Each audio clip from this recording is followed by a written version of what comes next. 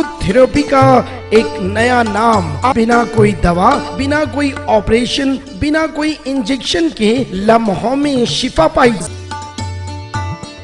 सच news के international खबरनामे में आप सबका इस्तकबाल है। आज की सबसे बड़ी खबर अमेरिका से आ रही है, जहां पर अमेरिका में न्यूयॉर्क में 6 मंजिला इमारत में लगी आग। इसमें हिंदुस्तानी जर्नलिस्ट की दर्दनाक मौत हो गई है। फाजिल खान न्यूयॉर्क के रहने वाले, शिक्षा में नवाचार और असमानता पर मीडिया कंपनी दी हेचिंगर रिपोर्ट के जर्नलिस्ट थे। न्यूयॉर्क में भारत के महावाणिज्य दूतावास के खान के मरने पर शोक जताया है। अमेरिका के मैनहट्टन में इमारत में आग लगने से एक हिंदुस्तानी की मौत हो गई है। 27 साल का ये नौजवान न्यूयॉर्क में जर्नलिस्ट के तौर पर काम करता था। मैनहट्टन में हेलोम में सेंट निकोलस पैलेस में 6 मंजिला रिहायशी इमारत में आग लग गई थी। मरने वाले की पहचान फाजिल खान के तौर पर हुई है। इस घटना में 17 लोगों के घायल होने की खबर आई है। न्यूयॉर्क नगर अग्निशमन विभाग की तरफ से घटना को लेकर जानकारी दी गई है। इसमें कहा गया है कि विनाशकारी आग लिथियम आयन बैटरी की वजह से लगी है। न्यूयॉर्क में भारत के इस तरह से एक मरने वाले पर शोक जताने के लिए लोग काफ़ी ज़्यादा तादाद में आ गए हैं। फाजिल खान ने हिंदुस्तान में भी जर्नलिज्म के तौर पर काम किया है। फाजिल खान ने मीडिया कंपनी द हेचिंगर रिपोर्ट में जर्नलिस्ट है। न्यूयॉर्क में ये कंपनी एजुकेशन में अनएजुकेटेड और इनोवेशन के फोकस पर करती है।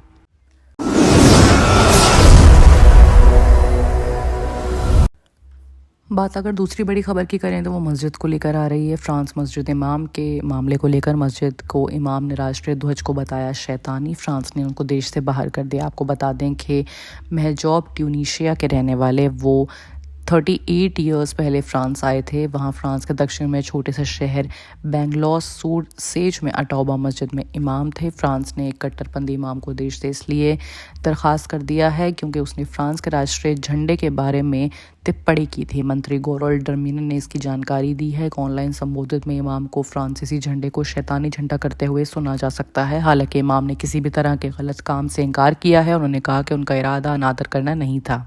आपको बता दें कि महजूब ट्यूनीशिया के रहने वाले पहले फ्रांस आए थे। वो फ्रांस के दक्षिण में एक छोटे से शहर के रहने वाले हैं। इमाम ने बाद में कहा कि अगर उन्हें कोई अपराध किया है तो उन्हें खेद है। उन्होंने तर्क दिया कि झंडे के बारे में उनकी टिप्पणी जुबान से फिसलन में हो गई थी।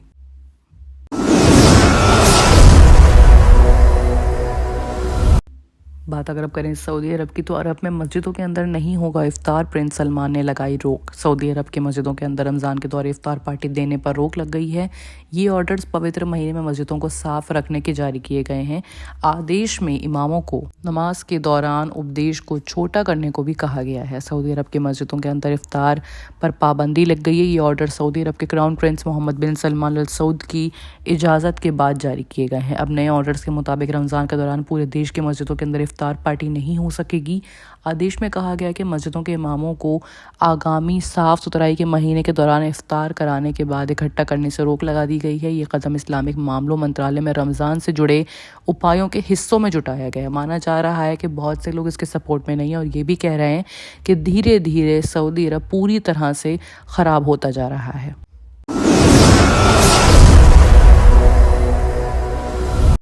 बात अगर अब करें अमेरिका की तो बताया जा रहा है यूएस ब्रिटेन से कि ने देश के 6 देशों को समर्थन से हूती विद्रोहियों के खिलाफ स्ट्राइक किया। 18 ठिकानों को तबाह कर दिया है।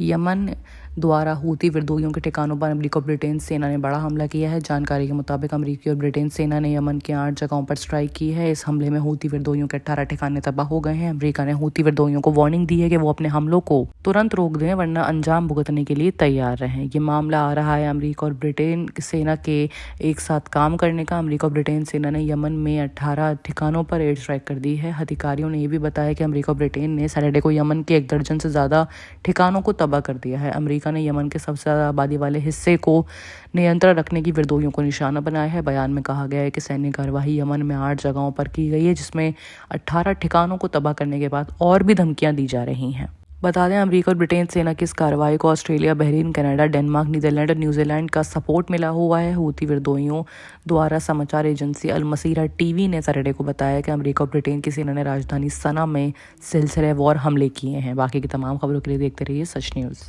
गाजी kidney centre and multi speciality hospital, गुर्दे और बवासीर के इलाज का 40 साल मशहूर हॉस्पिटल, जहां हजारों पेशेंट्स क्योर हो चुके हैं। Doctor Husaini international national award winner और दूसरे डॉक्टर्स और लेडी डॉक्टर्स की जेर खिदमत गुर्दे के तमाम अमराज का मुकम्मल ट्रीटमेंट किया जा रहा है। गुर्दे फेल हो चुके हों, डायलिसिस करवा रहे हों, याद रखिए डायलिसिस कोई इलाज नहीं, इससे 1% भी गुर्दे रिकवर नहीं होते। हाँ, डायलिसिस टेम्पररी रिलीफ दे सकता है, लेकिन हमारे ट्रीटमेंट से गुर्दे फिर से फंक्शन में आ सकते हैं। गुर्दे श्रिंक हो गए हों या सिस्ट हो, गुर्दे की पथरी हो, कैसी भी गुर्दे की तकलीफ हो, या पाइल्स यानी बवासीर, चाहे ब्लीडिंग हो या कोम, बगैर ऑपरेशन मुकम्मल क्योर ट्रीटमेंट का एक ही centre, Ghazi kidney centre, DLRL main road, opposite Vikas high school, Chandrayan Gutta, Hyderabad. Cell 9966930824 या 9391326261।